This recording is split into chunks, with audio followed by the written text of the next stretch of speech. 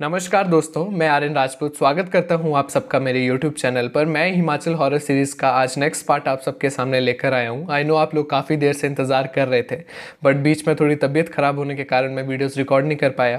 तो video start करने से पहले मैं बता दूं, ये मेरी पर्सनल स्टोरीज़ नहीं है। मुझे आप में से ही कुछ लोगों ने ये मेल करके या इंस्टाग्राम पर ये स्टोरीज़ भेजी थी, तो उनमें से ही मैं कुछ स्टोरीज़ सिलेक्ट करके आज आपके सामने मैं रिसाइट करूँगा। तो जो फर्स्ट स्टोरी मैं आपके सामने आज सुनाऊंगा वो है जतिन की। जतिन जो है वो कांगड़ा से बिलोंग करते हैं। तो आइए सबसे पहले हम जतिन की कहानी सुनते हैं। जतिन ने मुझे मेल करके क्या बताया है।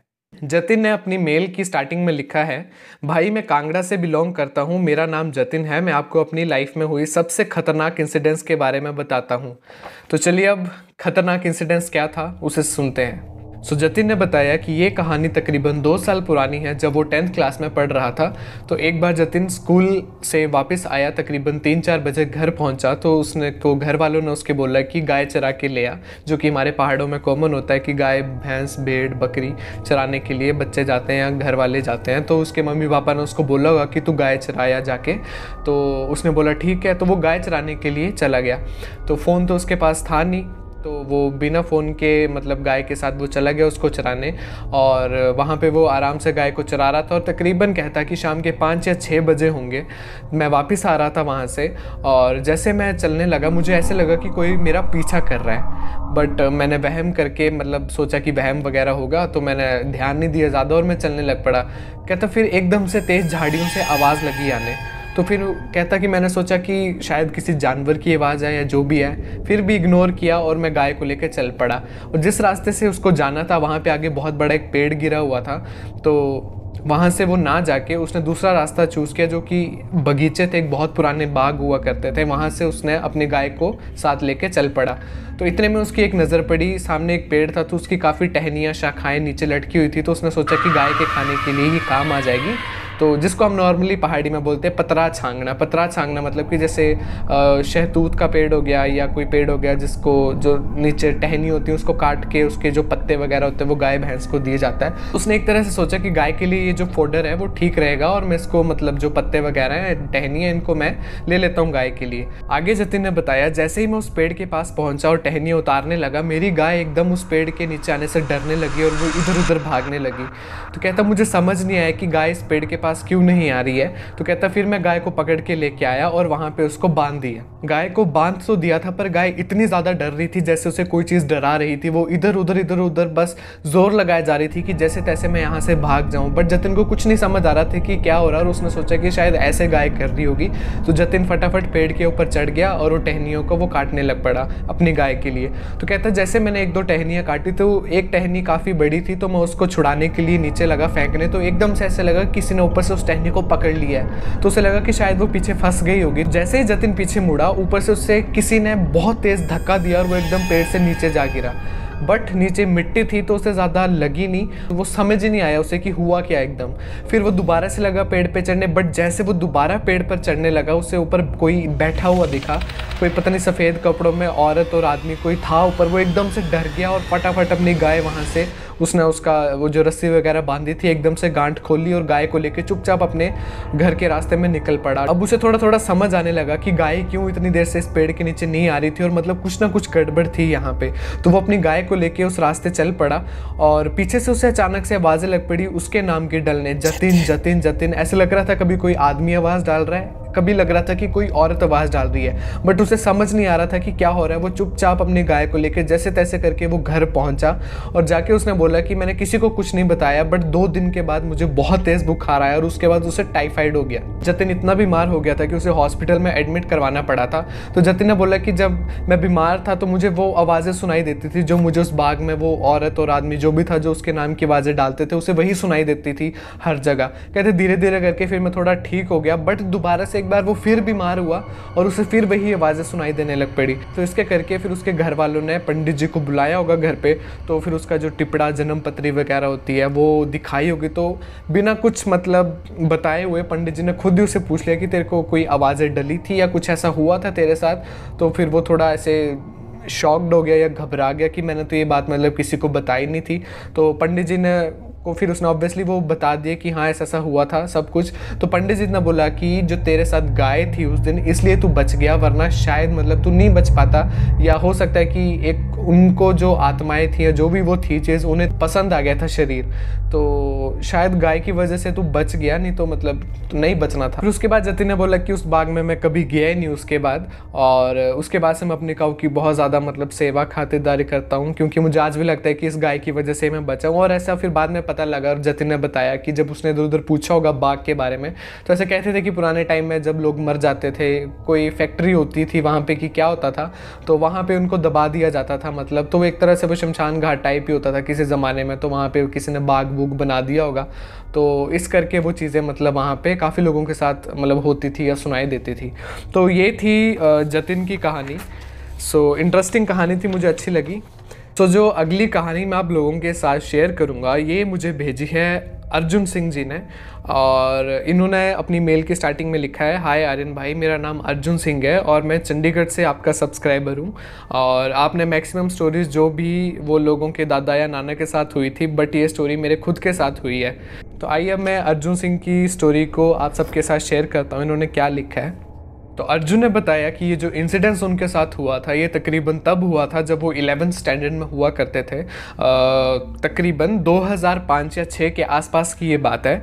तो इन्होंने बताया कि उस दिन मतलब पढ़ाई का उस टाइम पे पढ़ाई का प्रेशर काफ़ी हुआ करता था, तो सुबह जल्दी उठ के 4 बजे उठ के ये मॉर्निंग वॉक पे जाते थे, और तकरीबन वहीं से 1-1.5 किलोमीटर के आसपास ही एक मंदिर हुआ करता था, तो जॉगिंग करने जाते थे ये सुबह, और वहाँ पे मंदिर की आरती अटेंड करके वापस आके ये पढ़ने बैठ जाते थे। तो ये इनका एक डेली रूटीन हुआ करता था।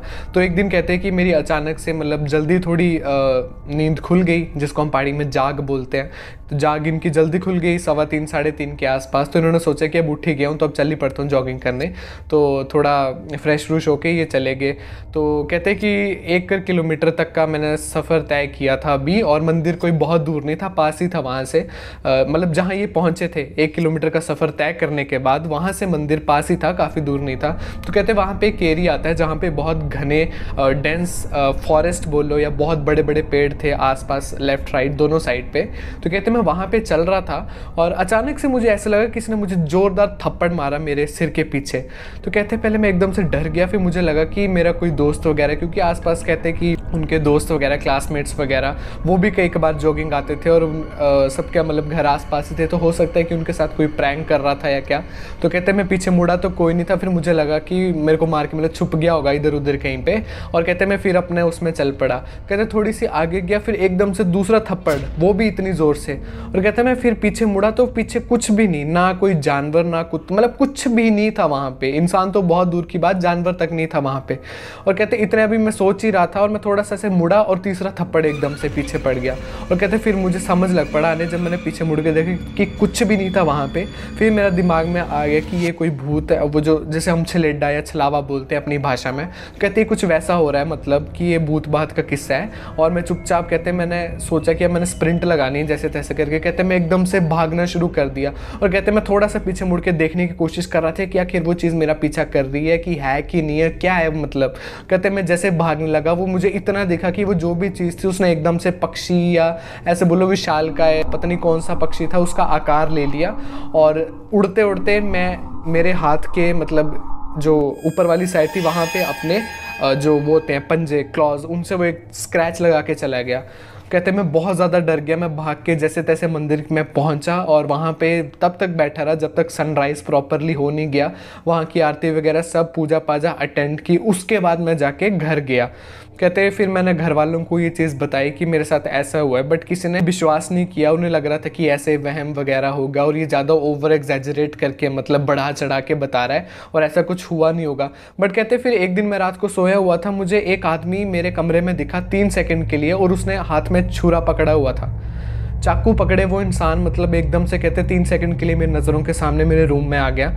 और कहते मैं बहुत ज़्यादा डर गया। उन्होंने बोला कि इस इंसिडेंट्स के बाद से तकरीबन 2 महीने लगातार उन्हें स्लीप पैरालिसिस का अटैक आने लगा। स्लीप पैरालिसिस जिसको पता नहीं, मैंने इस पे भी एक अलग वीडियो बनाई है यूट्यूब पे, आप देख लेना। रात को जिसको हम बोलते हैं दबाव पड़ना, तो कहते हैं मेरे को इतना खतरनाक वाला दबाव पड़ता था या स्लीप पैरालिसिस कि मुझे तरह तरह इंसान दिखाई देते थे, आवाज़ें सुनाई देती थी। और कहते 2 महीने चला और उसके बाद एक बार कहते मेरे दादाजी तीर्थ यात्रा पे जा रहे थे 15 दिन के लिए, तो मैंने भी दादाजी को बोला कि मैं भी आपके साथ चलता हूँ। तो कहते जब मैंने वो 15 दिन का तीर्थ यात्रा अपनी पूर्ण की, उसके बाद से ये सब चीज़ें बंद हुई। तो ये थी जो स्टोरी अर्जुन ने मेरे को भेजी थी। आई होप ये स्टोरी आपको पसंद आएगी। और सिंसियरली अर्जुन। तो मुझे काफ़ी इंटरेस्टिंग स्टोरी लगी थी ये, तो आई थॉट कि आप लोगों के साथ भी शेयर की जाए। सो जो अब अगली कहानी मैं आप लोगों के साथ शेयर करूंगा वो मुझे भेजी है आयुष सैनी ने। और इन्होंने लिखा है, भाई मेरा नाम आयुष है और मेरे घर ऊना के कोटला कलन गांव में है। तो आइए अब आयुष के साथ क्या हुआ मैं ये स्टोरी आप लोगों के साथ शेयर करता हूँ। तो ये कहानी तकरीबन 5 साल पुरानी है।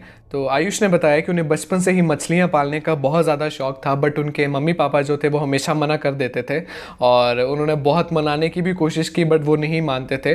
तो उन्होंने एकदम एक दिन ऐसे डिसाइड किया कि मैं ले ही आऊँगा, मतलब कैसे भी करके। तो उनके दिमाग में एकदम से याद आया उन्हें कि उनके घर के तकरीबन 2 किलोमीटर आगे खड्ड है और खड्ड के साथ एक शमशान घाट भी था। शमशान घाट इन द सेंस कि वैसे जहाँ पे ऑब्वियसली अब हमारे यहाँ पे क्या होता है लोकल्स पहाड़ियों में कि प्रॉपर वैसे शमशान घाट बहुत सी जगह नहीं बने होते, तो दरिया के किनारे या खड्ड के किनारे नॉर्मली डेड बॉडीज़ को जला देते हैं। तो वैसे ही उनके उधर भी 1.5-2 किलोमीटर के आसपास वो खड्ड होगी। तो एक दिन आयुष ने डिसाइड किया कि मैं चुपचाप दोपहर को जाऊँगा जब सब सो जाएंगे और मतलब मैं खड्ड में से मछलियाँ ले आऊँगा, क्योंकि आयुष को याद था कि एक बार वो अपने पापा के साथ नवरात्रों के जो जौ वगैरह बीचते हैं उन्हें जब प्रवाहने जाते हैं नदी में, तो उन्होंने मछलियाँ देखी होंगी बहुत ज़्यादा वहाँ पे। तो आयुष ने सोचा कि अब मैं वहाँ से ले आऊँगा मछलियाँ पकड़ के और मैं खुद ही पाल लूँगा इन्हें जैसे मर्जी करके। तो एक दिन कहते सारे सोए हुए थे दोपहर को, तकरीबन मैं 1 बजे चुपचाप एक प्लास्टिक का डब्बा बड़ा लेके साइकिल पे निकल गया और कहते मैं खड्ड के पास पहुँचा, साइकिल साइड में लगाई और वहाँ पर बैठ गया पानी के पास। और कहते जब मैंने पानी में मछलियाँ देखी मैं बहुत ज़्यादा खुश हुआ और मैं लग पड़ा कोशिश करने मछलियाँ पकड़ने की। बट कहते मैं छोटा था उस टाइम पे, तो मुझे पता ही नहीं था कि मछलियाँ पकड़ते कैसे हैं। तो मुझे कहते आधा पौना घंटा हो गया मुझसे एक भी मछली नहीं पकड़ी गई। पकड़ने की कोशिश करता था तो वो इधर भाग जाती उधर भाग जाती। पर कहते उन्होंने लिखा भी हुआ है बीच में कि भाई हंसना मत, मुझे उस टाइम में बच्चा था और मुझे पता नहीं था कि मछली कैसे पकड़ते हैं। तो कहते मैं ऐसे ऐसे करते करते मुझे पौना घंटा 1 घंटा हो गया और मुझे एक भी मछली नहीं पकड़ी गई। कहते इतने में मुझे ना पीछे से किसी जानवर की अजीब सी आवाज़ आई, मतलब जानवर भी नहीं बोलेंगे उन्हें, ऐसे पता नहीं था कि वो किस चीज़ की आवाज़, और वो बहुत डरावनी आवाज़ थी। तो ऐसी आवाज़ थी कि जैसे कोयल कू करती है, बट वो इतनी डरावनी तरीके से अजीब सी आवाज़ थी कि समझ नहीं आ रहा था कि वो है क्या। उन्होंने लिखा भी हुआ है कि इसे एक्सप्लेन ही नहीं किया जा सकता। तो कहते पहले मैंने इग्नोर मारा बट वो धीरे धीरे आवाज़ मेरे पास लग पड़ी आने एकदम से। बट कहता है मैं बच्चा था तो मेरे को इतना ध्यान नहीं दिया और मैंने अपने पानी में पैर डुबोए और मैं वहीं पे बैठ गया। फिर मैंने सोचा अब चल पड़ते हैं, पौना 1 घंटा हो गया, मछली पकड़ी जानी नहीं है मेरे से और मैं निकलता हूँ घर की तरफ। कहते अभी मैं इतना निकलने ही लगा था वहाँ से, तभी पीछे से एकदम से आवाज़ आई, ओए आयुष तू क्या करा था। तो मतलब हिंदी में कि ओए आयुष तू यहाँ पे क्या कर रहा है। कहते हैं जब मैंने पीछे मुड़ के देखा तो मेरे पापा के कज़न चाचा जी थे, वो थे। तो कहते हैं मैंने बोला कि चाचा जी कुछ नहीं भी मम्मी जौ थे दित्य प्रमाण, तो समय जौ सटना था या जौ जो होते हैं जो नवरात्रों में बीचते हैं। तो कहता कि मेरी मम्मी ने वो दिए थे तो मैं उनको प्रवाहने आया था यहाँ पे नदी में। तो कहते हैं चाचा जी एकदम से गुस्से से बोले कि चांद सटनी कन्ने तेरे, चुपचाप निकल आए थी थे, मतलब एक जोर से चांटा लगाऊंगा तेरे को, चुपचाप निकल जाए यहाँ से। बोला फटाफट जितनी तुझे दिखी लिया तो मैं भी नहीं बचा ही पाना है। कहते कि अगर उसने तेरे को देख लिया तो मैं भी तेरे को बचा नहीं पाऊंगा। तो कहता आयुष की मैं थोड़ा सा डर गया कि कौन मेरे को देख लेगा या क्या था। बट कहते मैंने उनकी बात की, मतलब वो की और मैं चुपचाप वहाँ से साइकिल उठाई और मैं चला गया घर को। कहता मैं घर पहुँचा और चुपचाप अपने कमरे में चला गया और कुछ देर बाद सब उठ गए और तकरीबन 3 या 4 बजे मम्मी ने बोला कि ये तूने क्या गंदे से कपड़े डाले हुए हैं, चेंज कर ले और धुले हुए कपड़े डाल ले, हमें शाम को चाचा के चौथे पे जाना है। तो उसने पूछा कि कौन चाचा। तो मम्मी ने बोला वही विष्णु चाचा, तेरे पापा के कज़न चाचा जो हैं उनकी परसों चौथ डेथ हो गई थी तो वहाँ जाना है हमें। तो कहता मैं एकदम से डर गया और मेरा तो गला ही सूख गया, मतलब मुझे कुछ नहीं समझ आ रहा था कि ये क्या हुआ मेरे साथ। कहते अभी अभी उस इंसान ने मेरे से वहाँ पे बात की थी कुछ टाइम पहले और मुझे बोला था कि यहाँ से तू निकल जा, उसने अगर तेरे को देख लिया तो मैं तेरे को बचा नहीं पाऊँगा, और उनकी तो डेथ हो गई थी। आयुष ने बोला कि मैं बहुत ज़्यादा डर गया और मैं जो हमारे घर में माता जी का एक मंदिर बनाया हुआ था, मैं वहाँ पे मंदिर में बैठ गया जाके, और मेरे को ये टेंशन लग पड़ी होने की अब शाम को मुझे वहीं जाना है उनके चौथे पे, मतलब जिस इंसान से मैं अभी बात करके आया था कुछ टाइम पहले। तो कहते ये बात मैंने किसी को भी नहीं बताई इस डर से कि मेरे को बहुत ज़्यादा मार पड़ेगी। आगे उन्होंने लिखा है कि पर आज भी मेरे दिमाग में ये बात आती है कि चाचा जी की डेथ तो 3 दिन पहले हो चुकी है और मैंने उनको अपनी आंखों से देखा और कानों से सुना, और ये बात भी बहुत घूमती है मेरे दिमाग में कि वो किन लोगों की बात कर रहे थे कि जे उन्हें जो दिख लिया था मैं भी नहीं बचा ही पाना, कि मतलब अगर उन्होंने तेरे को देख लिया तो मैं भी तेरे को बचा नहीं पाऊंगा। तो कहती है मेरी लाइफ की रियल स्टोरी थी जो मेरे साथ एक्चुअल में हुई थी। If you like it then please open it up on your YouTube channel and let everyone know about it. So ये थी आज की कहानियाँ, आई होप आप लोगों को पसंद आई होंगी। सो इंटरेस्टिंग लगी मुझे ये लास्ट वाली कहानी, मुझे काफ़ी इंटरेस्टिंग लगी थी, तो आई होप आपको भी पसंद आई होंगी कहानी। अगर आप लोगों के पास भी कुछ इंटरेस्टिंग, अगर आपको लगता है कि सच में इंटरेस्टिंग है और यूनिक स्टोरीज़ हैं, तब आप प्लीज़ मुझे मेरी ईमेल आईडी पे भेज सकते हैं। मेरी ईमेल आईडी स्क्रीन पर है और मैं कोशिश करूंगा आप लोगों की कहानियों को रिसाइट करने की। वीडियो को एंड करते हुए मैं फिर से एक बार बोलना चाहता हूं कि इन जो स्टोरीज होती हैं इनको सिर्फ एंटरटेनमेंट पर्पस के लिए ही सुना करो, और इनमें डूब जाने की या अंदर तक घुस जाने की ज़रूरत नहीं है कि हाँ ऐसा हुआ सच सच सच और आप मानने लग पड़ो। नहीं, एज एंटरटेनमेंट पर्पस सुना करो, बिकॉज इसमें 2 पक्ष होते हैं जो मैं हर वीडियो में बोलता हूँ, मानने वाले नहीं मानने वाले। तो बेटर है कि अपना अपना पक्ष अपने पास रखो, जिसको जैसा सही लगता है वो वैसे मतलब अगर मानना है तो मानो, नहीं मानना तो मत मानो। बट वीडियोस आप लोग एंजॉय करते हो और आपकी रिक्वेस्ट आती हैं बहुत ज़्यादा, इसलिए मैं वीडियोस बनाता हूँ। तो नेक्स्ट वीडियो भी मैं जल्दी लेके आऊँगा। अब मेरी तबीयत काफ़ी बेटर है पहले से, बट थोड़ा थोड़ा भी फ़र्क है, आपको मेरी आवाज़ में लग भी रहा होगा। तो जल्दी ही मिलेंगे अगली हॉरर स्टोरीज़ के साथ। कोशिश करूँगा इसी मंथ लास्ट वीक में मैं अपलोड करने की, या नवंबर के फर्स्ट वीक में। Thank you so much, take care, bye bye.